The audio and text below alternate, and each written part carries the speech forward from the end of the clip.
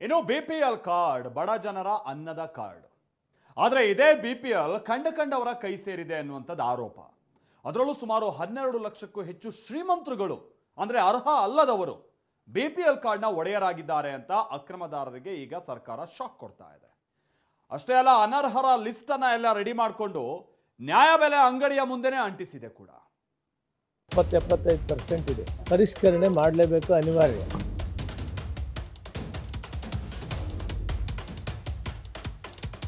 ಅರ್ಹರು ಯಾರನ್ನು ತೆಗಿಬಾರ್ದು, ಅನರ್ಹರಿಗೆ ತೆಗೆದಾಕಬೇಕು.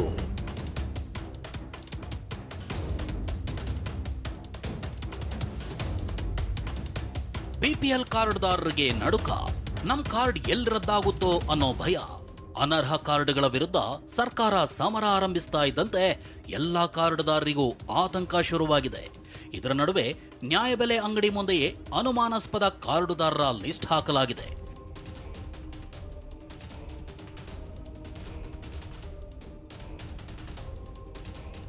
ರಾಜ್ಯದ 8 ಲಕ್ಷ ಬಿಪಿಎಲ್ ಕಾರ್ಡ್ ರದ್ದುಗೊಳಿಸಲು ಸಿದ್ಧತೆ. ನ್ಯಾಯಬೆಲೆ ಅಂಗಡಿ ಮುಂದೆ ಶಂಕಿತ ಕಾರ್ಡ್ದಾರರ ಲಿಸ್ಟ್. ಬಡವರ ಮನೆಯಲ್ಲಿರಬೇಕಿದ್ದ ಬಿಪಿಎಲ್ ಕಾರ್ಡ್ಗಳು ಶ್ರೀಮಂತರ ಮನೆ ಸೇರಿವೆ. ಹಸಿದವರ ಹೊಟ್ಟೆ ಸೇರಬೇಕಿದ್ದ ಅನ್ನಭಾಗ್ಯ ಅಕ್ಕಿ ಜಮೀನ್ದಾರರ ಮನೆಗೆ ಹೋಗ್ತಿದೆ. ರಾಜ್ಯದ 100 ಅಲ್ಲ, 1000 ಅಲ್ಲ, ಬರೋಬ್ಬರಿ 12 ಲಕ್ಷ ಜನ ಅಕ್ರಮವಾಗಿ ಬಿಪಿಎಲ್ ಕಾರ್ಡ್ ಮಾಡಿಸಿಕೊಂಡಿದ್ದಾರೆ. ಹೀಗಾಗಿ ಇಂಥ ಕಾರ್ಡ್ಗಳನ್ನು ರದ್ದು ಮಾಡಲು ಮುಂದಾಗಿರೋ ಆಹಾರ ಇಲಾಖೆ ಈಗಾಗಲೇ 8 ಲಕ್ಷ ಬಿಪಿಎಲ್ ಕಾರ್ಡ್ ರದ್ದು ಮಾಡಲು ರೆಡಿಯಾಗಿದೆ. ಈ ಆಪರೇಷನ್ನ ಮೊದಲ ಭಾಗವಾಗಿ ಶಂಕಿತ ಕಾರ್ಡ್ದಾರರ ಲಿಸ್ಟ್ ಅನ್ನ ನ್ಯಾಯಬೆಲೆ ಅಂಗಡಿಗಳ ಮುಂದೆ ಹಾಕಲಾಗಿದೆ. ಇಲ್ಲೇನು ನೋಡ್ತಾ ಇದ್ದೀರಾ, ಈ ಒಂದು ಹೆಸರುಗಳು, ಇದು ಹೆಸರು ಮತ್ತು ಇದು ಸರ್ಕಾರಿ ನ್ಯಾಯಬೆಲೆ ಅಂಗಡಿ ಹೆಸರು ಪೂರ್ಣಿಮಾ CCS ಅಂತ. ಇದು ಪಡಿತರ ಕಾರ್ಡ್ ಸಂಖ್ಯೆ. ಇವರೆಲ್ಲರೂ ಕೂಡ ಏನು ಇಷ್ಟು ಲಿಸ್ಟ್ ಇದೆ ಇದರಲ್ಲಿ, ಇವರೆಲ್ಲರೂ ಕೂಡ ಅನುಮಾನಾಸ್ಪದ, ಇವರೆಲ್ಲರೂ ಕೂಡ ಸುಳ್ಳು ಮಾಹಿತಿಯನ್ನು ಕೊಟ್ಟು BPL ಕಾರ್ಡನ್ನು ಪಡೆದಿದ್ದಾರೆ ಅಂತಕ್ಕಂಥದ್ದು ಈಗ ಇಲ್ಲಿ ವೆರಿಫೈ ಮಾಡಲಾಗ್ತದೆ. ಅಷ್ಟಕ್ಕೂ ಈ ಲಿಸ್ಟ್ ಯಾಕೆ ಹಾಕಲಾಗಿದೆ, ಲಿಸ್ಟ್ನಲ್ಲಿರುವವರ ಕಾರ್ಡ್ ಕ್ಯಾನ್ಸಲ್ ಆಗುತ್ತಾ ಅನ್ನೋದನ್ನ ನೋಡೋದಾದ್ರೆ, ನ್ಯಾಯಬೆಲೆ ಅಂಗಡಿ ಮುಂದೆ ಶಂಕಿತ ಕಾರ್ಡ್ದಾರರ ಮಾಹಿತಿ ಹಾಕಲಾಗಿದೆ. ಕಾರ್ಡ್ ಹೊಂದಿರುವವರ ಹೆಸರು, ಕಾರ್ಡ್ ಸಂಖ್ಯೆ ಪ್ರದರ್ಶನ ಮಾಡಲಾಗಿದೆ. ಲಿಸ್ಟ್ನಲ್ಲಿರೋರಿಗೆ ಸದ್ಯಕ್ಕೆ ಪಡಿತರ ವಿತರಣೆ ಬಂದ್ ಮಾಡಲಾಗಿದ್ದು, ರೇಷನ್ ಕಾರ್ಡ್ ಹಾಗೂ ಆಧಾರ್ ಜೆರಾಕ್ಸ್ ಸಲ್ಲಿಸಲು ಸೂಚನೆ ನೀಡಲಾಗಿದೆ. ಆಧಾರ್ ಪಡೆದು ಪರಿಶೀಲನೆ ಮಾಡಲಾಗುತ್ತೆ. ಈ ವೇಳೆ ಅಕ್ರಮ ಕಂಡು ಬಂದ್ರೆ ಬಿಪಿಎಲ್ ಕಾರ್ಡ್ ರದ್ದು ಮಾಡಿ ಆಹಾರ ಇಲಾಖೆ ದಂಡ ವಿಧಿಸಲಿದೆ.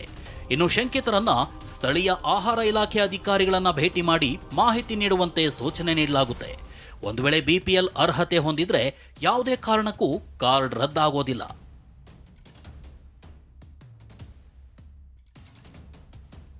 ದಕ್ಷಿಣ ಭಾರತದಲ್ಲೇ ಅತಿ ಹೆಚ್ಚು ಬಿಪಿಎಲ್ ಕಾರ್ಡ್ ಹೊಂದಿದೆ ಕರ್ನಾಟಕ.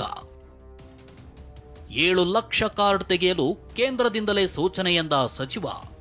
ಅಷ್ಟಕ್ಕೂ ದಕ್ಷಿಣ ಭಾರತದ ರಾಜ್ಯಗಳ ಪೈಕಿ ಕರ್ನಾಟಕದಲ್ಲಿ ಅತಿ ಹೆಚ್ಚು ಜನ ಬಿಪಿಎಲ್ ಕಾರ್ಡ್ ಹೊಂದಿದ್ದಾರೆ. ರಾಜ್ಯದ 70-75% ಜನ ನಾವು ಬಡವರು ಅಂತ ಬಿಪಿಎಲ್ ಕಾರ್ಡ್ ಪಡೆದಿದ್ದಾರೆ. ಹೀಗಾಗಿ ಕೇಂದ್ರ ಸರ್ಕಾರವೇ ಕಾರ್ಡ್ಗಳನ್ನು ಪರಿಶೀಲಿಸಿ ಅಂತ ಹೇಳಿದೆ. 7 ಲಕ್ಷ ಕಾರ್ಡ್ ಕ್ಯಾನ್ಸಲ್ ಮಾಡಲು ಸೂಚಿಸಿದೆ ಅಂತ ಆಹಾರ ಸಚಿವ ಮುನಿಯಪ್ಪ ಹೇಳಿದ್ದಾರೆ. ಗೈಡ್ಲೈನ್ಸ್ ಕೇಂದ್ರ ಸರ್ಕಾರ ಕೊಟ್ಟಿದೆ. ಅವರು ಒಂದು ಪರಿಷ್ಕರಣೆ ಮಾಡಿ 7 ಲಕ್ಷ ಕಾರ್ಡನ್ನು ಅದು BPL ಅಲ್ಲಿರೋದನ್ನು ತೆಗಿಬೇಕಂತ ಅವರೇ ಆದೇಶ ಕೊಟ್ಟಿದ್ದಾರೆ. ಅದರ ಬಗ್ಗೆ ನಿನ್ನೆ ನಮ್ಮ ಅಧಿಕಾರಿಗಳೊಂದು ಮೀಟಿಂಗ್ ಮಾಡಿದ್ದಾರೆ.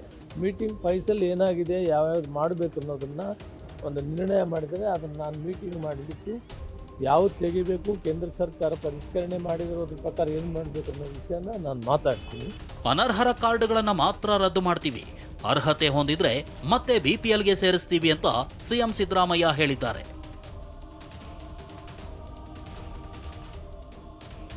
ಅರ್ಹರು ಯಾರನ್ನು ತೆಗಿಬಾರ್ದು, ಅನರ್ಹರಿಗೆ ತೆಗೆದಾಕಬೇಕು. ಆಮೇಲೆ ಒಂದು ವೇಳೆ ಅರ್ಹರು ಬಿಟ್ಟೋಗಿದ್ರೆ ಅಂಥವ್ರನ್ನ ಹೊಸದಾಗಿ ಸೇರ್ಪಡೆ ಮಾಡ್ಕೊಳ್ತಕ್ಕಂಥದ್ದು ಮಾಡಬೇಕು. ಅನರ್ಹರನ್ನು ತೆಗೆದಾಕಬೇಕು ಅಂತ ಸೂಚನೆ ಕೊಟ್ಟಿದ್ದೀನಿ ನಾನು.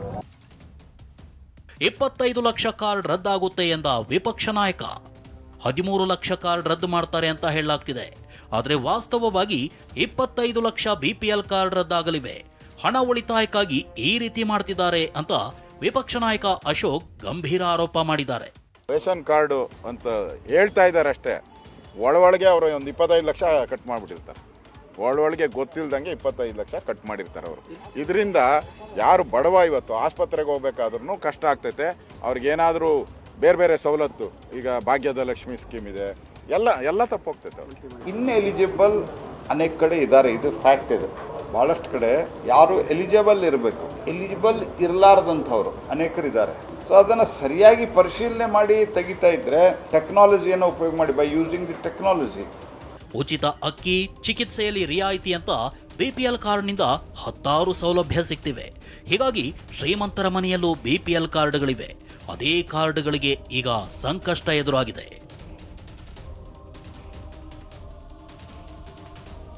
ಬಳ್ಳಾರಿಯಿಂದ ವಿನಾಯಕ್ ಜೊತೆ ಲಕ್ಷ್ಮೀ ನರಸಿಂಹ, TV9 ಬೆಂಗಳೂರು.